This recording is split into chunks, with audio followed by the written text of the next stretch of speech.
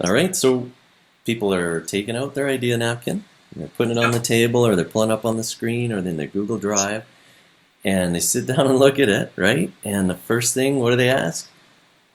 Who are you? They sit down and say, they're asked, who am I? They're asking, so what do I put here, right? So let's talk them through that. Yeah, absolutely. And I'll just kind of let them know is I remember when I first looked at the idea napkin and I saw that question, who are you?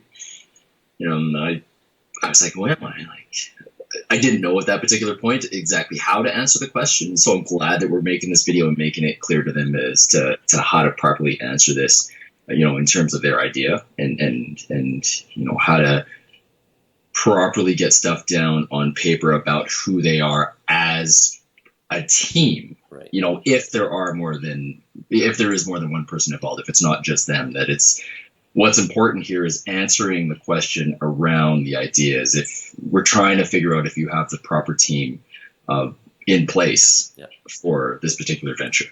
Right. Right. And to what you just said, I mean, I work with lots of people, and the first question is, okay, so wait, come over here. What do you mean, who am I? Like, do you mean my name? Or, and so like, that thing you run into, it comes up all the time. So yeah, Yeah. let's walk through a little bit. So you're going to work your idea down. You can get your idea down onto this napkin. And like we said, the first question is, who are you? And what's the point of that? Like, what are we trying to do with that? So somebody who's filmed this out, they're looking at something. I'm holding up the idea napkin here with, a post-it note size piece of paper, right? And that's the only space you've got there. How do we get everything that matters on there? And so, yeah, let's walk people through that. The first coaching I give is, yeah, it's your name, it's who you are, but it's also more than that, right? You may be an individual entrepreneur sitting down to do your own work.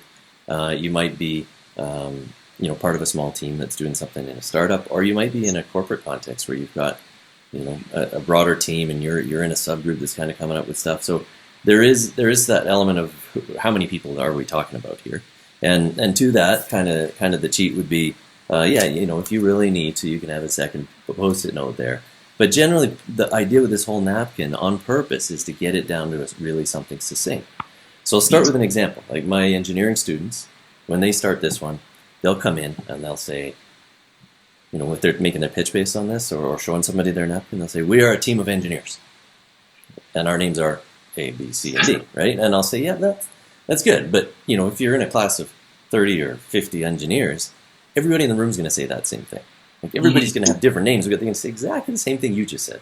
So you got to get a little bit more deep than that, even though you only have a post-it note size worth of real estate for this thing. So what is it that defines you like that? But also, what is it that sets you apart? Right? What is it that it makes you the right team? And we'll talk more about that later, especially when we get to distinctive competencies and that kind of thing. But what is it that identifies or characterizes your team? What specific knowledge and skills do you have? What is it that you have that others don't, that defines you, such that though your team is, or you or your team are in that box, but other people aren't in that box, right? No, absolutely. Well, what I like to do is for my examples, and I think about old ventures of mine is, I'm not going to lie, with old teams and old ventures that I had, we never really asked ourselves those particular questions. Like we see too many people, especially people that are looking to, start businesses on their own.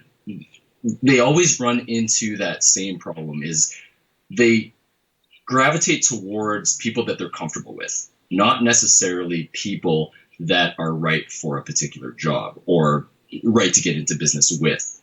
So with that being said, I think the who are you part in detail is so important because you need to understand if you've developed the right team for the venture. So what we find is that so many people run into that problem of saying, oh yeah, you know what, we don't have this particular person, but we'll hire for that. Right. We don't have this particular person, so we'll hire for that. Right. What they don't understand at that particular point, because they're so excited about this new venture, is that they're creating costs outside of their core team that are, down the way potentially going to be a financial burden for them. Right. So, right up front here on the napkin, asking yourself those sorts of questions, you're really asking yourself, are you the right particular person for this venture, and if there's a team involved, if this is the right team to be with you on this journey. So I think it's such a simple question, but it's so important. Right. Right. And to that point that you just talked about, I'll just switch the screen to the bottom side of that napkin here where we have the impact feasibility. Mm-hmm. Kind of remind people here, when we do this kind of work, we're just beginning now to get our idea down, right, with this first question. But like you've just raised already, it starts to matter when you're thinking about assessing your idea for feasibility in particular. So, for example, is it impactful? And we'll talk more about that later, but is it impactful? And is it feasible for you and the team you can attract to carry it out, right? It's not good enough to be able to say, yeah, we're going to have Elon Musk as our CEO, or we're going to find that CEO in the future, right? It's got to be that, I mean, yes, you could say we need to hire development skills, or yes, we need to hire, when we grow, we'll hire someone into the managerial roles. But for now, as you're starting this thing, whatever it is in any of those contexts we've talked about, it's got to be feasible for that team that's working on it to be able to do what you're proposing to do, right? So just to go back to it, when you're looking at this simple question of who are you, when you write that out, have you got the right people? Is it feasible for those people that you've got at the table to do it? So the example with Elon Musk or some CEO is, well, why wouldn't they go and do it? Or when people say, I used to teach in a business school, my students would often get to the point, they'd say, well, we're these people, but we're going to hire some engineers or some developers to do this. And I get to the point of saying to them, well, why don't those engineers or developers just do what you're doing? Like, you're not really the right team for this anymore. So there's that angle on it too. It's not just articulating it here and talking about it in a simple, succinct way that fits on a post-it note and saying how you're different from your peer groups or those you're going to be assessed against when you go out into the real world with this thing. But also, how do you make sure that what you're designing is feasible for you to design, right? That's right. Well, I got this buddy Johnny, super good guy. I like him a lot. We've had great nights together. He's fun to get drunk with. But I'm looking at him across the table, and I'm answering this question, and I'm thinking to myself, hold on a second. Yeah, I like Johnny. I think he'd be a lot of fun to work with. But now that I'm thinking about it, I don't think he's the right person to get into business with. Okay. That example there, I see so many people get into that particular scenario, is that they're comfortable with a particular person. Maybe it's a lifelong friend. Maybe it's someone they're just really, really close to. And, you see this all the time. People are like, we should get into business together. You're a super great guy. Awesome. But it goes back to what you're saying is, you got to be the right team for the job, right? Like, especially in the startup phase, if you can minimize costs, that you got to be doing that. Besides having the right team, it's so important because you get into that situation down the road. I guarantee you're not going to like Johnny very much anymore if he's not holding his own, right. In this particular venture. Yeah. So, absolutely, who are you? 3 simple words. But the level of importance of answering that particular part of the napkin correctly is so important. Right. So then, what do we want as a closing thoughts on this? What should people have there? What's the criteria for filling in that box really well? Right. What do you look for there? When someone's done a really good. When you do a good napkin, you got it down. Like, what's in that box? Let's see. Well, when you're looking at the napkin, first off, absolutely, I think, there's a personal aspect to it. Like, you need to know who's involved, right? Like, we all know that in business, trust is very important. You need to know that the people that you're getting into business with are trustworthy. Maybe goes back lifelong friends. Maybe it's colleagues that you've come to know over the last few years. But a big part of that as well is going to be skill set. You need to look at the individuals that are involved and decide if you have the right team for the venture. And what I mean about right team is not just personality, but skill set. Right. That is probably one of the top things that I look at. Right. And so, I would look for who's there.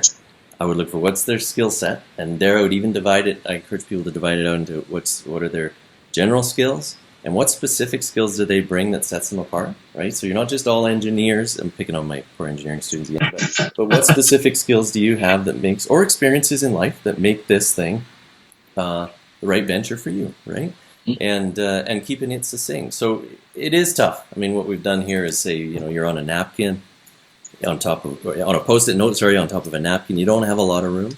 Often when I'm really doing these, I might virtually or not, whether in Google Drive or in paper like this one in front of me now, I'll put a couple of extra post-it notes on there just to, you know what, I'm going to capture what this teammate's doing. I'm going to capture what Mike brings to the table on his own post-it note, and just on the main post-it note list the names and sort of perhaps the positions they would have or the roles they would play or the thing they would contribute. And then on a separate post-it note for each person, just sort of stuck around the edges, because that's the beauty of this stuff, right, is putting them around the edges like this.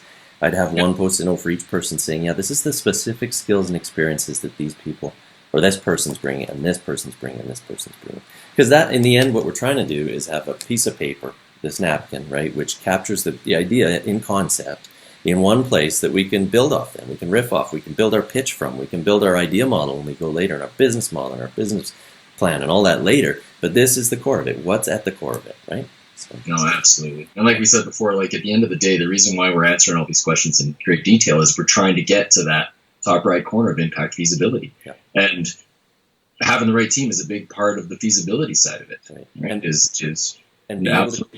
And being able to communicate the right team, right? And that's partly what this is about. And I get people saying to me, just yesterday I had somebody working with one of the tools we use, and they said, the great thing is it's simple and forces me to be succinct, but that's also the thing that drives me crazy, because I have to get all those things I just thought and talked about and all the right, the specific skill, and I got to get that all down onto this one sheet. But that's the exercise, right? Is be specific and get the important stuff down and distill it right there. So. Yeah, that's right. Yeah, so for people taking this course, it's very, very important that you answer this question properly. Yeah, and on that, I just was thinking earlier, and I'm glad you said that, because the other part is, don't get stuck. I mean, answer it, do your best, and then go move on to the next one, right? And then come back to this one. Okay, when you're doing the distinctive competencies, that's where you might go, wait, I got a better answer for who's on the team right now, or something like that, right? You can always revisit these, and that's the other reason we use post-it note size. Instead of writing a full page on who's on your team, keeping it short, keeping it succinct, trying to boil it down. But then if that's not right, you rip it off and you put another one back on and just refine it and revise it. So don't get stuck either, right? Sure. Just force yourself to do it, move on, and come back. That's the great thing about this process, though, is with each stage of the process, a lot of the times it opens your eyes to things that you, like you said, you might have not answered correctly, and it takes you back. And like you said, oh my gosh, I can actually answer that a little bit better. I can answer that in a little bit more detail, whatever the case. And then your napkin just gets better and better and better. Right. Well, you and me are used to that and revisiting. I just wanted to put that piece in there for the people who get kind of paralyzed. Like, we said how important it is, and I got to get it right, and it's only so small. Is just do it. Get it down and come back to it. And that's okay. So, that's awesome. Right on. Well, that's Who Are You? And that's a wrap. That's a wrap.